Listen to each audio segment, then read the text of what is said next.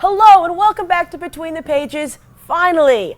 I'm your host, Grace Randolph. We're shooting for Midtown Comics in Times Square, and joining me once again is Alan Kistler. And we're both sick from New York Comic Con. It happens.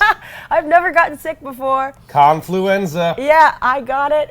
For those of you who don't know, it's long been rumored that if you go to a comic book convention, you will get, what is it, con crud? Con crud. Yes. This time, this was something severe. Everyone got like a little bit of flu, so it's confluenza this time around. New York doesn't mess around in any way. Even our con crud can't be beaten. All right, so today I thought since Between the Pages has been gone for a while, I thought we'd do something really special that some of you have asked for, and it's very appropriate for the times with the return of the Joker in the pages of Batman. We're going to do the Joker comics to film. I actually think this is fascinating because he has such a strong imprint in other media. Oh, definitely. It's immediately you know who the Joker is. It's more than just he's a clown. Like, no, he's got a particular look to him. Yeah. He's that clown with that purple suit and that green shirt. And that grin. And that terrifying grin. Before we get into this, let's just first let's trade notes on what you think of the new Scott Snyder Batman, because I think that's on the top of everyone's mind. What I've read so far, I really like. Yeah. I love the concept. Mm-hmm. The Joker sees that Batman is having a family and is creating all these groups like Batman Incorporated and learning once again, truly, fundamentally, that he's never been alone. And the Joker hates that. Yeah. And he feels like that's making you weak. It's really just you and me. I love that concept, that he's trying to help Batman by destroying the family. You got so much more depth out of that story than I did. I was just like, Joker killing spree. That's hilarious. You're like, oh, Batman. Because Batman's always had a family, so I guess, I missed that layer. But I liked to me, what I liked most about the issue number 13, it was just so cinematic. And actually, my favorite panel was just his shoe stepping out of the van, because it was so much like a movie. It was so beautiful. But I have to say, I don't know who approved cutting the Joker's face off. That I still have mixed feelings on. I think that it can't work. I mean, your face will dry up. You can't live without a face. Yeah, no, it's when it was done in Detective Comics issue 1. Yeah. I thought it was really cheap. Yeah. And everyone's like, oh my God, the Joker cut his face off. I'm like, you can't. Like, there's no going back from that. But there will be. That's the thing, because it's comic books. But I feel it'll go back. But I mean, this is the new 52, and to start right away, this is supposed to be like setting up a new continuity, and to start right away with something is going to have to be retconned somehow. I just don't know. Because, one of the things he says in the backup story, Harley Quinn, is like, I have no eyelids. And it's like, you can't not have any eyelids. Two-Face alone pushes the boundaries of how does he ever eat or speak. Well, your face eventually scars over. I mean, I can understand that maybe you have to get a skin graft. I mean, it's just so many things. It's the only thing that bothers me. I think it's great. The visual of having this face held on is interesting and somewhat Saw-like and kind of goes with today's trend in horror. I'm willing to see where this goes because I'm liking the story. I'm willing to put that aside for now, but it can't stay this way. I agree with that. Talking about how this new Joker is playing into like the current trend in horror and how it's very cinematic goes into the Joker's origin story, right? Because he's inspired by film. Right. There is some controversy on who exactly created him and who was truly responsible for him. Jerry Robinson, Batman artist who also was the first one to draw a true Batmobile, said that he came up with the Joker, that he was looking at playing cards and just thought this would be a fun theme villain. And according to Bob Kane and according to Bill Finger and one of the editors of National Publication at the Times, Bob had actually come up with a similar idea beforehand when discussing with Bill Finger the movie The Man Who Laughs, which starred Conrad Veidt, and it has this very sinister, grin-faced character. Well, it's fascinating because a surgeon changes this kid's face as a young boy as revenge against the father. Right. The king orders it, right? Right, and if you look at the original comics where the Joker shows up, he really looks more like Conrad Veidt than he does the playing card that Jerry Robinson drew, although he did use that playing card as a calling card. Yeah, well, I think it's interesting. I mean, when you hear the stories, Jerry Robinson is very gracious, and he's like, all three of us created it. So, and he's not claiming to have done more than really bring in the card. So I feel just it's the three of them, because the card is so important to the Joker. It's his name. He uses it as a calling card consistently. Yeah, and the whole jester theme that Jerry Robinson introduces. I mean, that extends to Harley Quinn. That extends to a lot of his henchmen. That extends to a lot of his schemes. Also, I think it's important to remember, like the 1940 when this is brought about, the playing card, if you look at 1940s artwork, is very sinister and creepy looking. Yeah. So I think that kind of imagery works really well. Same with the film period. Paul Lenny directed The Man Who Laughs, and you have M at that time, a German kind of expressionist film stuff, which I think is interesting. I think that having the Joker be a reflection of the horror of his times is something I never really thought of before. I think it's interesting. It's also a great artistic dichotomy because Batman was already weird enough in terms of a lot of superheroes at the time that he looks like he could be the villain. He's the devil horn demon in black. Yeah. And the clown, who's all colorful and smiles, is the bad guy. Yeah, that's interesting. I like that. So when he was first introduced, he was a very violent character, right? Yeah, he was a killer. The first description of him talks about eyes of hatred.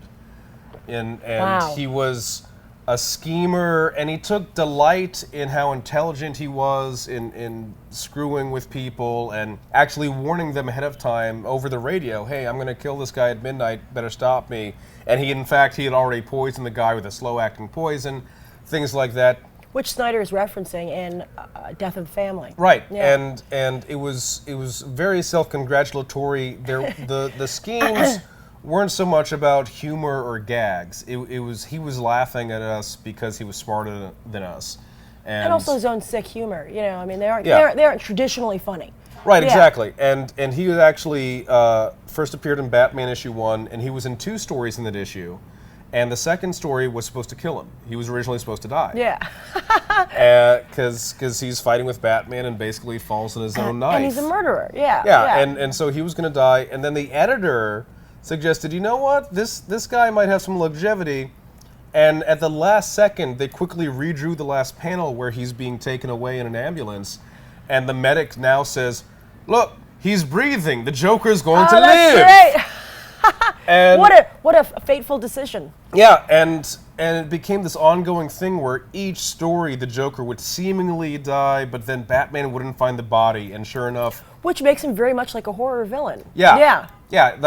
Freddy, Jason, Michael Myers. It's a famous joke. Yeah. He's not actually dead. The Joker venom was introduced right away. Yeah, first appearance. Yeah. He is leaving smiles on the bodies. And that's another thing. People talk about, back in the 40s, comics were for kids. No, imagine being 10 years old and you're reading this Batman story. I know. Where this evil clown kills people and then the rigor mortis makes them grin. That's in hilarious. Death. Well, speaking of that, the Comics Code steps in. Yes. In the 50s, the Comics Code Authority steps in. What is this? And so we get the prankster Joker, which we then later saw in the Adam West show. With the oversized props. Props, and his schemes are less about killing people and more about one-upping Batman and proving that he's smarter than Batman. So it's things like, one of my favorite stories is the Joker's utility belt, and he makes his own utility belt. That's hilarious. With all these gag-themed devices. There's the Joker's different crime costumes, because he was looking at a museum exhibit where Batman apparently lent out the different specialized uniforms he has. That was very nice of Batman. Yeah, they're just on display like, hey, look, I love the 50s and the 60s. Yeah, it was awesome. Like, this is the Antarctic camouflage costume, and this is my deep sea diver. So the Joker's like, I need different costumes. And he's, robbing a Shakespearean theater as Falstaff, and he's changing into all these different That's fantastic. joke and comedic characters throughout history. Ridiculous stories, but actually really fun. Well, they're good, and I think again, everyone makes fun of the Adam West show. We all like to laugh at it, but it was a big hit, and it was meant to be. Yeah, it was meant to be funny. It's very well done too. I mean, that clip of the bomb that everybody was sending around, I love that clip. That matches with the ending of The Dark Knight Rises. It's hilarious, and actually, Adam West has very good comedic timing. But DC Comics, comics start to become darker again, and Steve Englehart really brings the Joker back. And also Denny O'Neil, right? Yeah, I mean, for a number of years, they didn't use the Joker. Editor Julie Schwartz. He's like Mickey Mouse, right? Yeah, well, editor Julie Schwartz, he wanted to go for a new look on Batman, a new take on Batman, and he didn't really have much use for the Joker himself. So there were no Joker stories for a number of years. And then Denny O'Neil when him and Neil Adams jumped onto the Batman stories and started redefining Batman and bringing Famous him back Batman to runs, they started bringing him back to the Dark Knight Detective. They brought back the Joker in the famous story, The Joker's Five-Way Revenge, where instantly off the bat, what's happened? The Joker's broken out, and he's killing his old gang because one of them betrayed him. He doesn't know which one, and it doesn't freaking matter. They're all gonna die. Never matters with the Joker. Yeah, and it ends with him throwing Batman to a shark. And it was this thing of, on the surface, that's again comedic. That's a very Cesar Romero thing to do. Yeah. But Denny O'Neil and Neil Adams approached it as, no, think about that. Batman has to fight a shark while chained, and there's this grinning maniac taking joy in this. Yeah, watching it for fun. Yeah. Yeah. And then Steve Englehart took it further with the classic stories, The Laughing Fish. Yes, famous. You know, if you haven't read the comic, you've certainly seen the animated series version. It's very good. Yeah, and also O'Neil and Englehart brought back the idea that the Joker needs Batman. Yes. Which had been approached in the original Bill Finger stories. Yeah. There was a scene in one of the very first Joker stories where he has Batman tied up and realizes he could unmask him and kill him right there, and then decides not to, and specifically tells Batman the game would be boring if I did that. Well, that's the biggest question of all. I mean, it's something people always bring up, and we'll talk about in a little bit. It's something Jason Todd always brings up. Right. Why will Batman not kill the Joker when he's killed? It ultimately makes Batman responsible for all the Joker's victims. That's something explored in The Killing Joke, that maybe Batman also needs a Joker. You know, it's an interesting dichotomy. You know. Yeah, and one interesting thing is that the Batman is human, but he puts on this air of being a force of nature. He tries to convince everyone he's not a human being, he's the Batman. He's rumor, vengeance. Right, I am vengeance, I am the knight. But we, the reader, know that that's not true, and nor does Batman really believe it. It's something he does to give him an edge, to give him a reputation. Joker kind of does believe it, and is constantly arguing in his own weird way of like, we're both forces of nature, we're above all these other guys. And he looks down not just on Batman's helpers and family, but he looks down on other criminals we constantly see. I like that idea. I think that's a good point. I mean, the Joker is somebody who, I think sees Batman, I think makes Batman realize, like, you are a man dressed in a giant bat suit. Right. Don't pretend you're not somewhat on my level.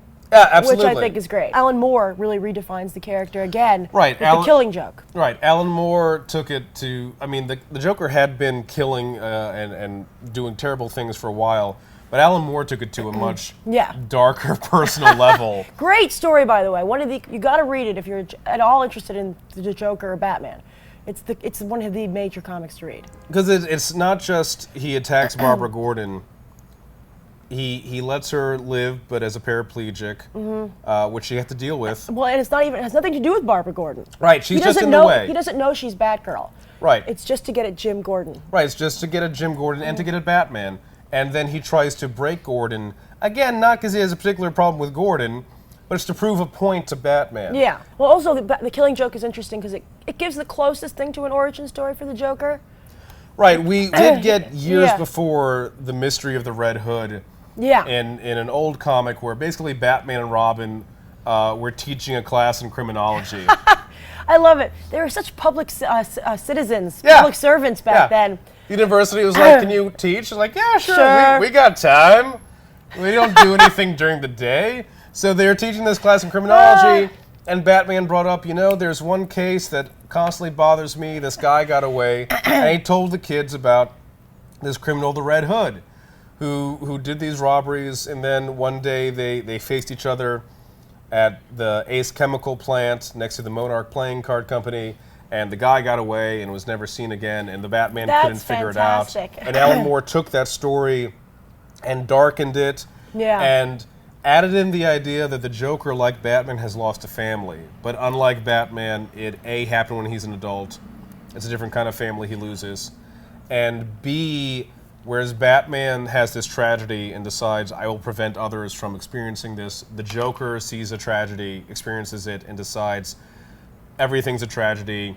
Yeah, it just life breaks is a him. joke. It Yeah, breaks him. and I need to convince everyone else that life is a joke. Yeah, I'm totally. I mean, he doesn't come from this wonderful background that Bruce Wayne does. You know, Right, he's Alan Moore already- sets him up as a failed comedian. Yeah. You know, real down on his luck guy. A chemist who doesn't stand up for himself, even though Yeah. he's obviously talented. Yeah, so I mean, it's a very good comic, very well done, and at the end, you know, Batman and the Joker share a laugh, and it really Yeah. plays up.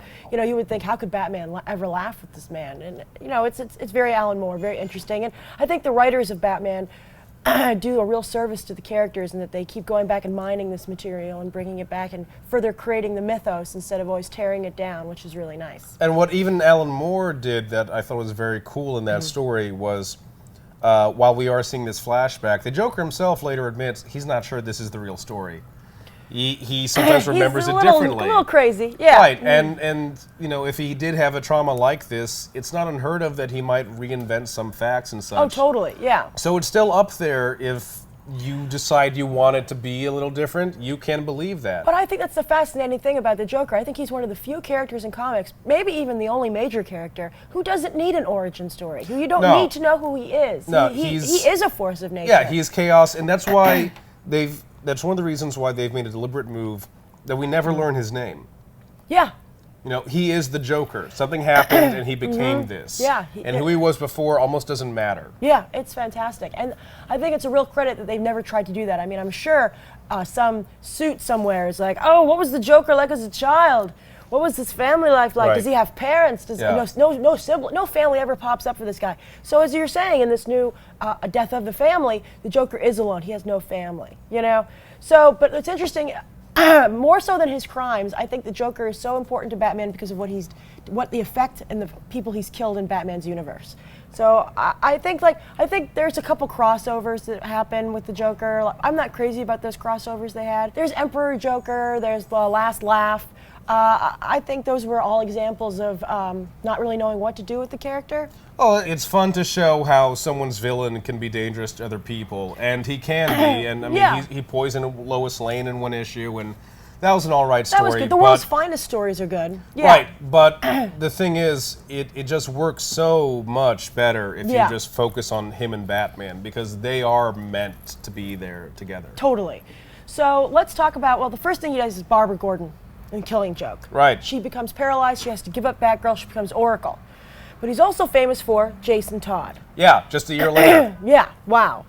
Just a year later. 1-2 punch. And I mean, it was so fresh that even in the opening chapter of Death in the Family, where Jason Todd eventually gets killed, the Joker's henchman is mentioning, like, you know, the police are really after you now, considering what you just did Yeah. to Gordon's daughter. Yeah, it's pretty bad. Yeah. Well, and also we should specify the Jason Todd story is a death in the family, and the new one is a death of the family. Yes. So it's a nice homage, but we want to make sure nobody be like, what are you talking about? Right. So we talked actually a lot about the Jason Todd death over in the episode we did of Comics to Film for Robin. You know, that whole story about how it was, you know, it was a vote. Right. And, you know, it was kind of rigged. Yeah, but I mean, you know, rigged or not, the effects are clear. It shocked a lot of people, Yeah. and for the really first time in the mainstream continuity, Batman started going into a much more vengeful, almost post-traumatic stress disorder path. Yeah. And even years later, it was something he hadn't fully recovered from, whether both the guilt behind it and the pain behind it. Years later in Nightfall, Scarecrow hits Batman with fear gas, and Bruce sees Jason dying. Yeah.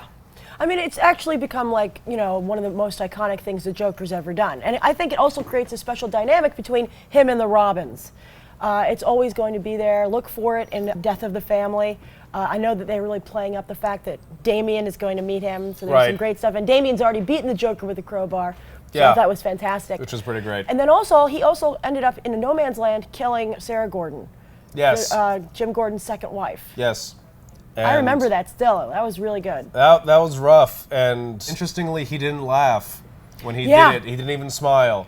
And it's again, one of the great things about the Joker is how much you can debate about some of his actions. The Sarah Gordon stuff was great. That's why also Jim Gordon's playing such a big part in A Death of the Sure. Family. And, you know, he is a force of nature, but it's not effective. these people keep coming. Yeah. You know, he just keeps killing off, people that they know, and Jim Gordon and Batman will not be corrupted. Right, and that's ultimately what keeps him going, and why ultimately Batman is about optimism, because the Joker, he needs to believe almost that everyone can be this nuts, everyone can be this corrupt, everyone can be as bad as me if you just push hard enough. But Batman keeps not doing that, and is He's like, like, no, no. I will prove my point. That's what it's the greatest argument of all time. Yeah. It's just in a standstill.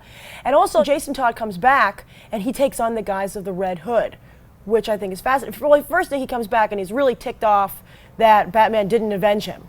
Yeah. He's like, the Joker's still around? What the hell?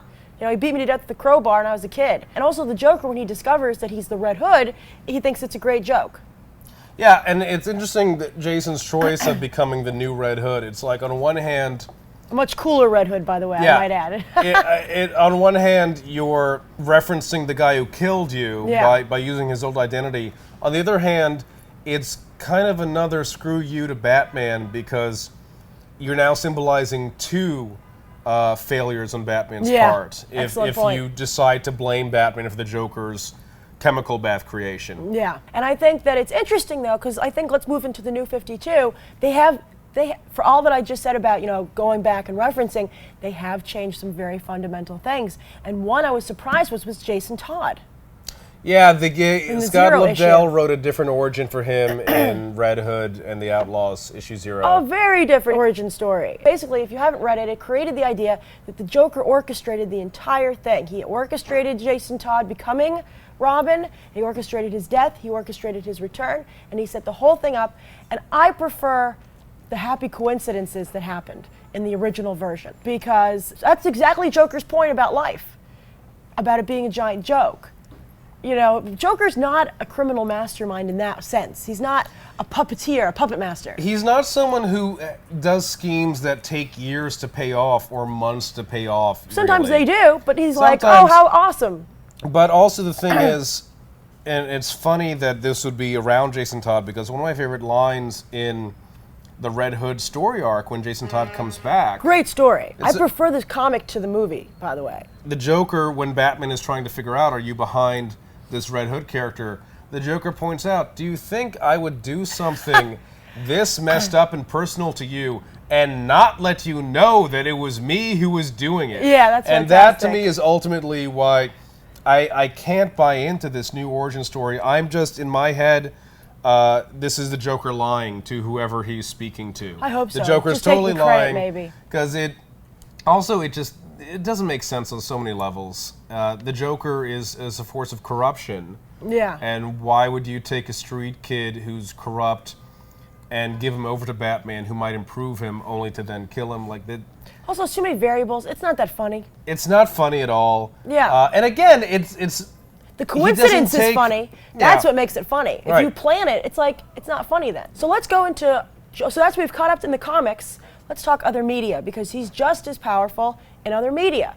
So we have Cesar Romero, great character. I think not the most famous villain to come out of the Batman series. That was more about Batman. I think his villains all kind of blended together. They were all, in the end, pranksters in the Adam West show. This was different themes. Yeah. His was the clown circus theme. And then interesting, he wasn't in, I looked it up because I was curious about it. You talked about the serial. He wasn't in the serial. Right. The original serial. So Cesar Romero was the first live action appearance. Yeah, absolutely. And then, famously, Jack Nicholson. What did you think? I didn't like Jack Nicholson as the Joker. I have to say, I think young Jack Nicholson would have been great as the Joker. I didn't like older retiree Joker. Jack Nicholson, I think he's funny. I still think he's really entertaining as the Joker. Oh yeah, he's not bad. Yeah, I think there's a lot to like about him, but ultimately he doesn't work as interestingly as the Joker should be to me, because he's still a gangster after he becomes the Joker. Yeah, there's no dark, twisted craziness to him. Yeah, he was a sick gangster beforehand, and then he's slightly more sick afterwards. And he's bitter. He's bitter.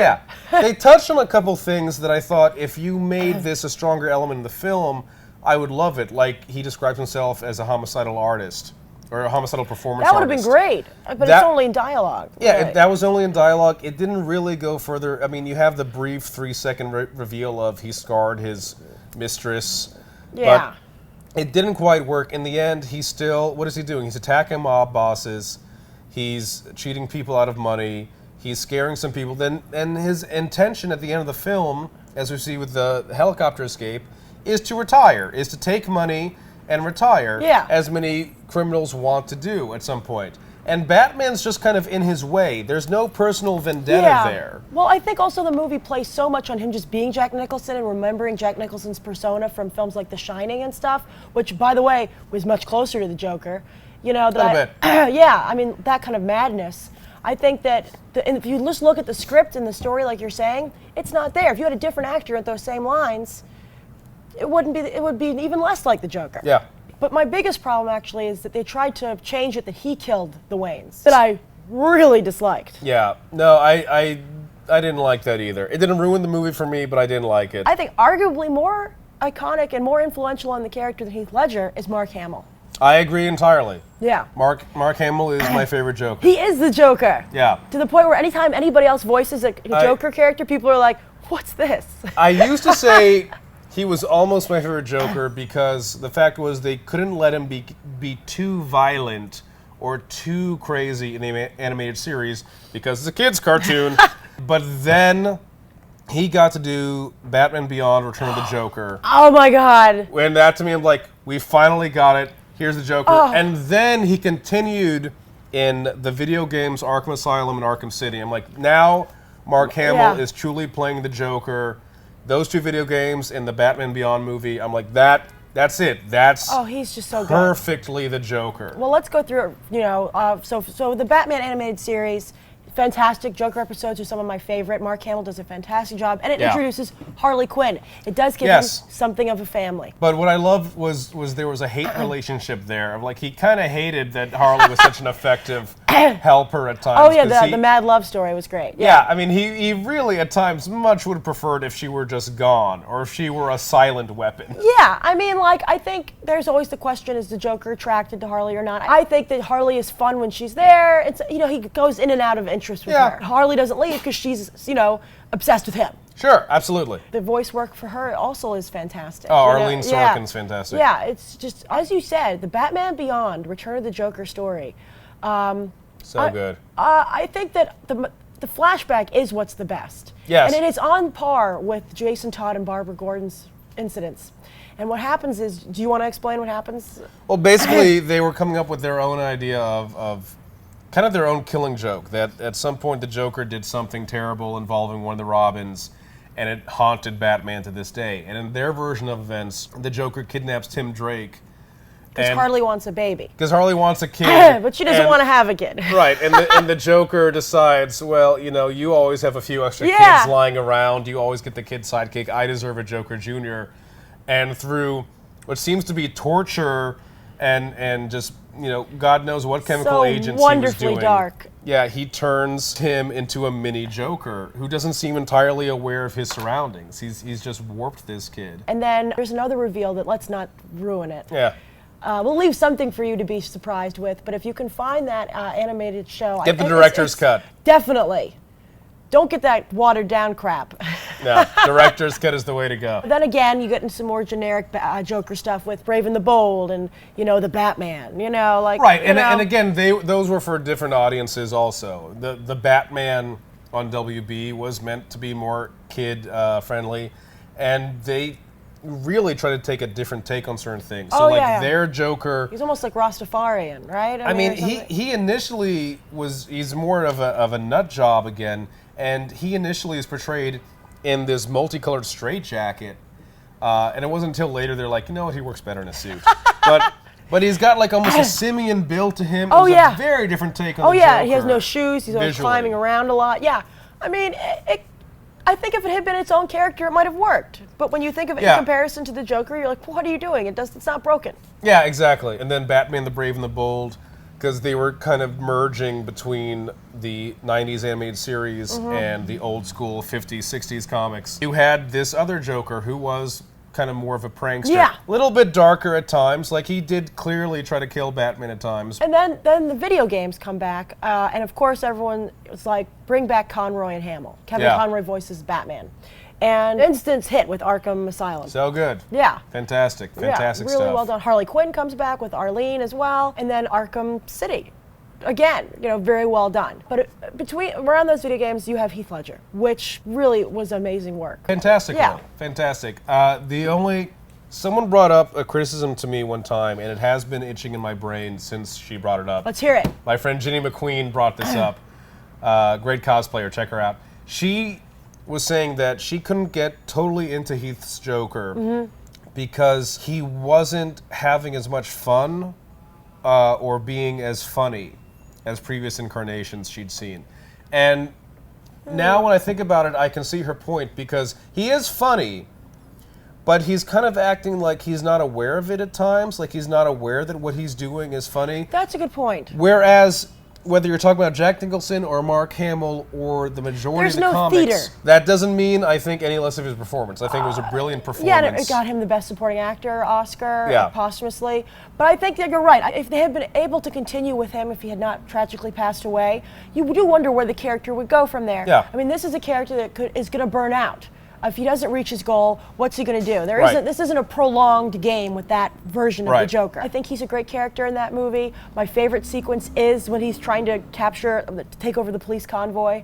I thought that was fantastic. And as has been seen in the comics, he sometimes gives different origin stories based on who he's talking to. That was fantastic. He did that in the movie. That was great. And someone actually, Dr. Travis Langley, who wrote the book Batman Psychology, pointed out in his book, the Joker in Heath Ledger's version is constantly smacking his lips and watering his mouth, and that some antipsychotic meds lead to that kind of a dry mouth later. So it's like, is the Joker also deliberately... his mouth is slashed. Right. It's like, is he deliberately implying that he was once in a healthcare facility, or was this version of him once in a healthcare? Well, it's great, and also you never find out the true story, just like you're not supposed to. You never know how he got those scars, and I believe Nolan probably would never have told us. No. But he does have that one great introductory joke with the pencil trick. That was genius. Yeah. No. And that let you know exactly what kind of character this was. Oh, yeah, it was great. And I do have to say, on a side note, I was upset when, Heath Ledger is a character actor, so he did a lot of prep work in that way, locking himself in a hotel room for, I believe, a week, reading these, the Alan Moore stories, getting to that psychotic place. And I really resented it that when he died, I do not believe at all from depression. I mean, I think that people don't understand the dangers of prescription medication. I think they feel, well, a doctor prescribed this to me, so how bad can it be? Right. He took things that he shouldn't have taken. But Jack Nicholson famously said, I warned him that playing the Joker can take you to a dark place. I thought that was a horrible thing to say. I think when you watch that movie, you shouldn't think that killed him.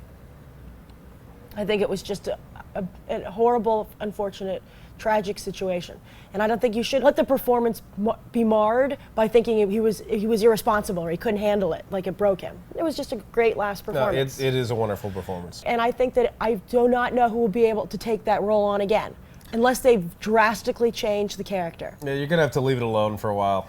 Yeah, I know they're rebooting Batman. There's this rumor that Armie Hammer is going to be Batman, but I don't know who's going. I don't know what actor would play the Joker. I think even if you have a new Batman movie out in a year, get a new villain. Leave Joker alone for a while. Just leave it. Especially be. Considering, out of respect to Heath Ledger.